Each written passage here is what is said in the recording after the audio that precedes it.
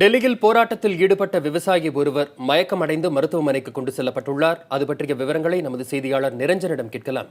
நிரஞ்சன், போராட்டத்தில் ஈடுபட்ட விவசாயி மயக்கமடைந்தது ஏன்?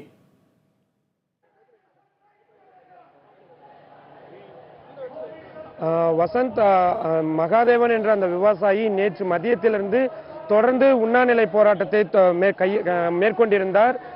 இன்று காலை கூட அவரை உணவு எடுத்துக்கொள்ள சொல்லி எவ்வளவு வற்புறுத்தியும் அவர் உணவு எடுத்துக் கொள்ளவில்லை. இதனைத் தொடர்ந்து உடனடியாக ஆம்புலன்ஸ் ஆனது வரவழைக்கப்பட்டது. அவரை இங்கிருந்து எடுத்துச் செல்வதற்கு சிலர் எதிர்ப்பு தெரிவித்திருந்தார்கள். காரணம் தான் என்னவென்று புரியவில்லை. ஆனால் உடனடியாக இந்த போராட்டத்தில் பங்கெடுத்துக் கொண்டிருக்கின்ற ஐயாக்கன் அவர்கள், அவர் தலைமையில் தான் நடைபெற்றுக் கொண்டிருக்கின்றது. அவர் உடனடியாக ஆம்புலன்ஸில் அவரை ஏற்றுவதற்கு அனுமதி தந்திருந்தார். அதனை அடுத்து உடனடியாக இந்த போராட்டமானது தற்பொழுது இந்த அவரது உண்ணாவிரத போராட்டத்திற்காக தற்பொழுது கொண்டு சென்றிருக்கிறார்கள். அவர்களை